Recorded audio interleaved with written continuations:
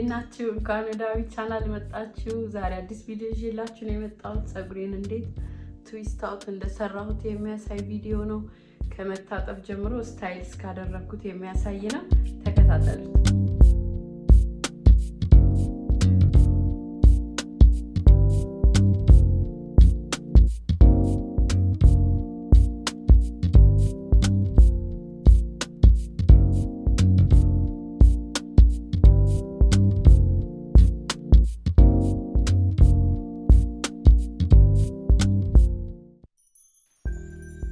እሺ ፀጉሬ እንደምታዩት በጣም ደርቋል። በጣም ውሃ ይፈልጋል። ሻምፖ ከማረጌ በፊት መጀመሪያ በውሃ በደንብ ነው ማርሰው። እንደምታዩት እየደጋገምኩኝ በጣም እስከሚረስ ድረስ ውሃ አረግበታለሁ።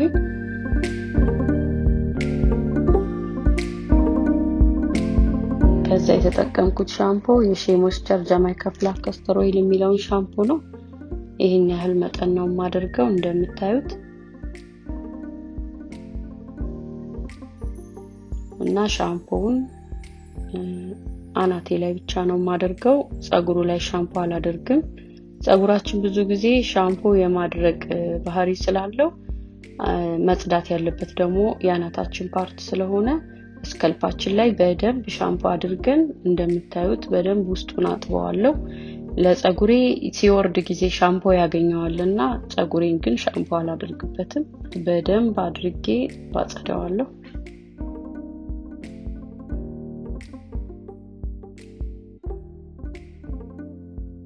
እንደምታዩት በደንብ አርጌ ነው ማሳጅ ማደርገው። በደንብ ነው ማጥበው። ከዚህ በኋላ ሻምፖ ስለማላደርግ አንድ ጊዜ ነው ሻምፖ ማደርገው።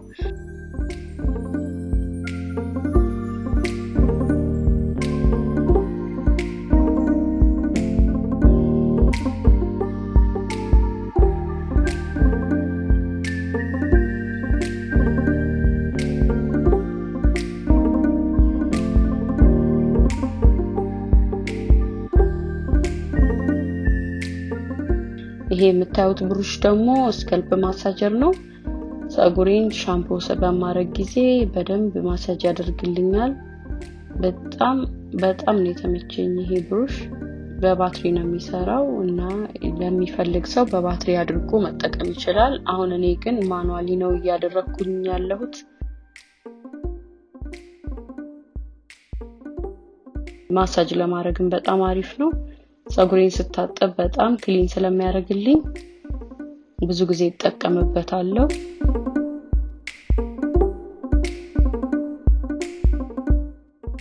የቀረው ፀጉሬ ከሻምፖ ከላይ ሲወርድ ስለሚያገኘው ታቹን ሻምፖ አላደርግበትም። ናቹራል ኦይል እንዳይወሰድብኝ ማለት ነው። በደንብ እናለቀልቀዋለን።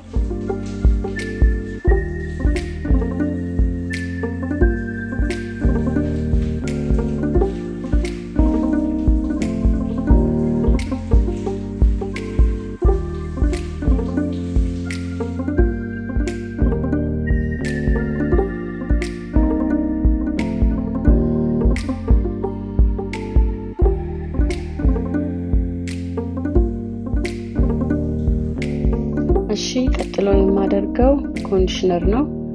የሞይስቸር ጃማይካ ብላክ ካስተር ኦይል ኮንዲሽነር ነው።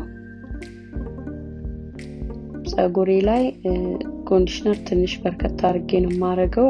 ፀጉሬ ስለሚያያዝ በሁለት ከፍለውና ለአንዱ ሳይድ ይሄንን የምታዩትን ያክል አደርጋለሁ።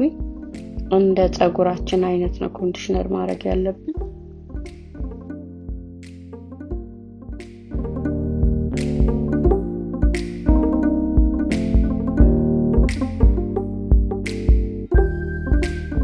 ከዛ ደግሞ ለአንደኛው ሳይድ ልክ የቅድሙን ያክል አደርጋለሁ። ፀጉራችንን ለማፍታታት ብንከፍለው የተመረጠ ይሆናል።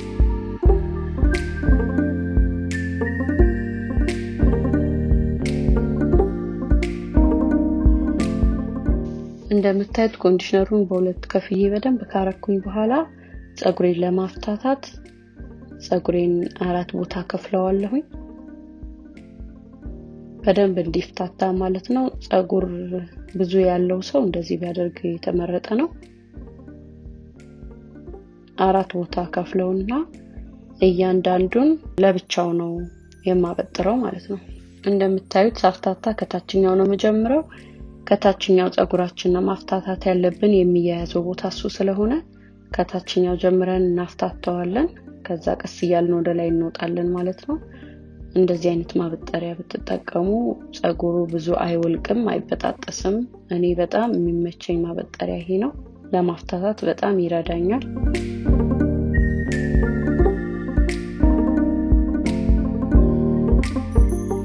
ያፍታታሁትን ገመድ ሰራዋለሁኝ። እንደምታዩት ሌላኛውን ፀጉሮችን እስከማበጠር ድረስ እንደዚህ ነው እንዲቆይ ማድረገው ማለት ነው። ሁሉንም በየተራ ከጫፍ ጀምሬ ያበጠርኩኝ። ትንሽ ትግስት ይፈልጋል፣ ግን ፀጉራችንን እንደዚህ ነው ማበጠር ያለብን። በጣም ለውጡን እናየዋለን። በትግስት ነው መበጠር ያለበት ፀጉር። ይሄንንም በደንብ አድርጌ ካፍታታሁት በኋላ ገመድ ሰራውና ወደሚቀጥለው ሄዳለሁ ማለት ነው።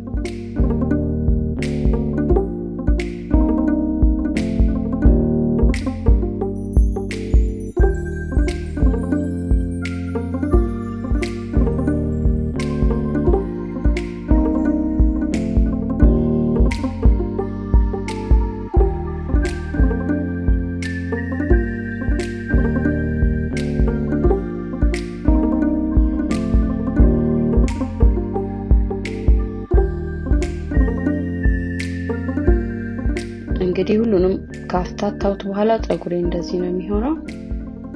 ሁሉንም ፈታውና ፀጉሬን በቀዝቃዛ ውሃ ነው ማለቀልቀው። ኮንዲሽነር ከተደረገ በኋላ በሙቅ ውሃ መለቅለቅ የለበትም። ፀጉራችንን ሁሉ ጊዜ በቀዝቃዛ ውሃ ነው ማለቅለቅ ያለብን።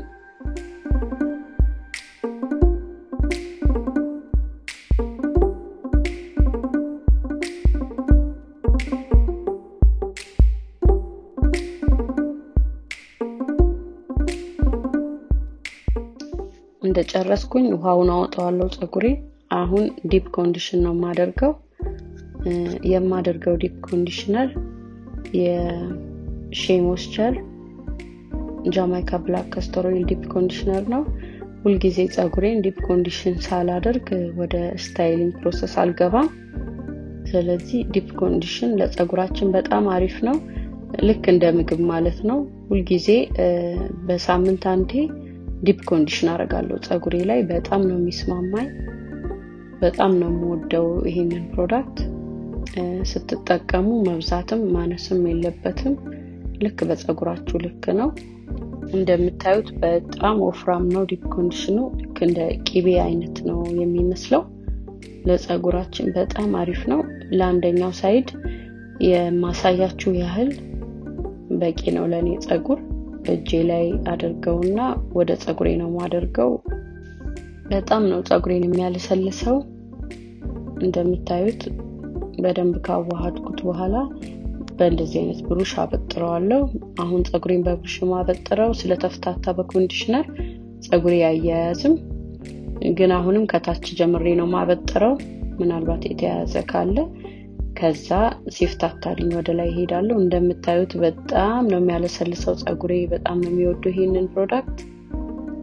ሁሉ ጊዜ ፀጉራችንን ዲፕ ኮንዲሽን ኤቭሪ ዊክ ብናረገው ልክ እንደ ምግብ ነውና የተሰባበረን ፀጉር ወደ ነበረበት ይመልስልናል ማለት ነው።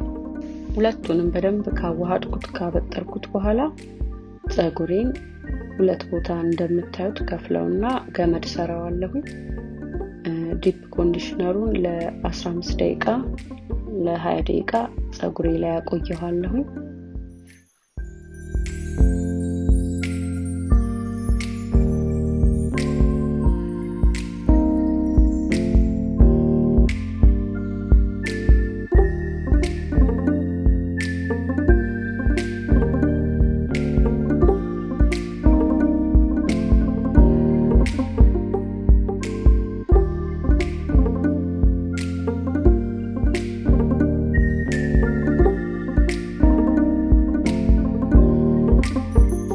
15-20 ደቂቃ ካቆየሁት በኋላ ፀጉሬን በቀዝቃዛ ውሃ በደንብ አድርጌ ለቀለቀዋለሁኝ ማለት ነው። ታጥቤ ጨርሻለሁ። እንደምታዩት ፀጉሬ በጣም ለስልሷል። በጣም ወድጄዋለሁኝ። ፀጉራችሁን በዚህ መንገድ ብትታጠቡት በጣም ቆንጆ ነው። ሻምፖ ከዛ ኮንዲሽነር ከዛ በኋላ ደግሞ ዲፕ ኮንዲሽነር ማድረግ ትችላላችሁ።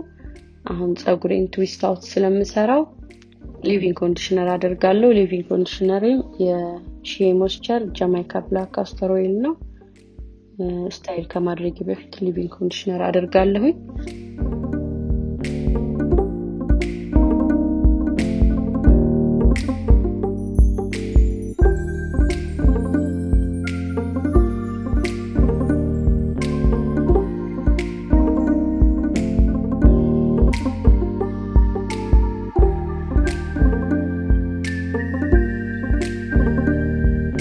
ትዊስት አውት ለመስራት ፀጉሬን ሳይድ ፓርት ከፍለዋለሁ። አሁን ፀጉሬን ገመድ እየሰራው ሁሉንም ከፋፍለዋለሁ። የታችሁን ነው መጀመሪያ የምሰራው እንዲቀለኝ። የታችኛውን ፀጉሬን መስራት ጀምራለሁ። መጀመሪያ ሊቪንግ ኮንዲሽነር አድርጌ ስለነበረ አሁን ላይ ያንዳንዱ ትንሽ ትንሽ አደርጋለሁ እና ሊቪንግ ኮንዲሽነር ካረኩ በኋላ በደንብ አድርጌ አበጥረዋለሁ።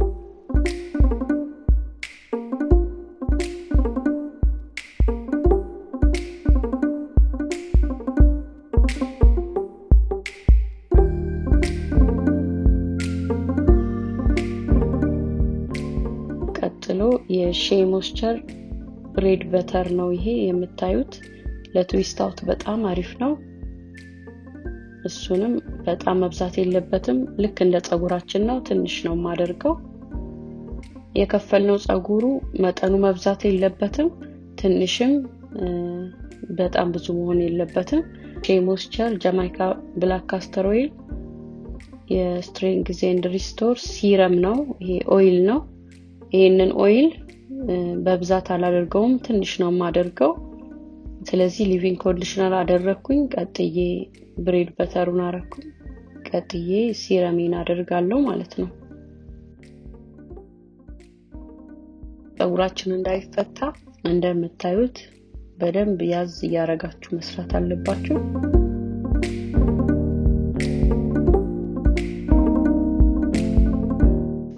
ሁሉንም እየከፈልን በየተራ እንሰራዋለን። እንደነገርኳችሁ ጥብቅ እያረጋችሁ ነው የምትሰሩት። ሁለት ቦታ ስለሆነ ገመድ ስራ ስለሆነ ሊፈታ ስለሚችል እንዳይፈታ በደንብ አርጋችሁ ጥብቅ አርጋችሁ ትሰሩታላችሁ። ፀጉሬ ላይ የምታዩት ነጫጩ የክሬሙ ነው። ልክ ፀጉሬ ደረቅ ሲል ይጠፋል ከፀጉራችን ላይ።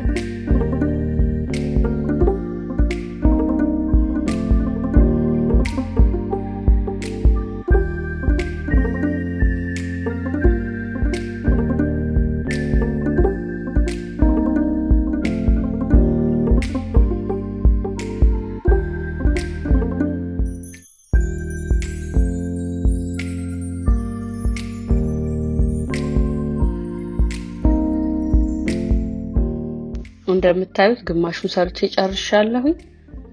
አሁን የቀረኝ የፊት ለፊቱ ፀጉሬ ነው። በጣም ቀላል ነው፣ ጥብቅ እያደረጉ መስራት ነው። ፀጉሬን የምከፍለው በእጄ ነው። በእጄ የምከፍልበት ምክንያት በማበጠሪያ ቀጥ አድርገን ስንከፍለው ነገ ትዊስቱን ስንፈታው መስመር እንዳይሰራብን ነው።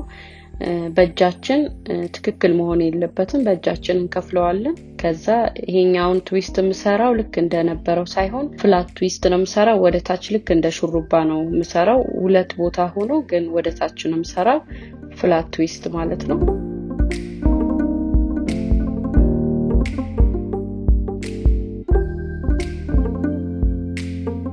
እንዳያያዝብን በደንብ ማበጠራችንን ማረጋገጥ አለብን።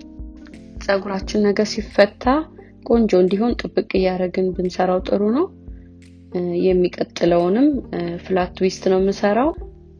ነገ ሲፈታ በደንብ ታዩታላችሁ። የፊት ለፊቶቹን ሁለቱን ፍላት ነው ወደ ታች ነው መሰራት ያለበት። የኋላው ኖርማል እንደ ቁጥርጥር ነው ማለት ነው። እንደምታዩት ሰርቼ ጨርሻለሁ።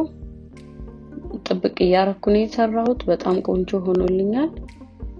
ይሄ እንግዲህ ለመድረቅ ቀኑን ሙሉ ነው የምተወው። አንድ ቀን ይፈጅበታል። ትንሽዬ የከፈልኩት ላይ ትንሽ ቅባት አደርጋለሁ የፊት ለፊቱ ላይ። ፀጉሬ እንዳይደርቅ ከፊት ለፊት አካባቢ።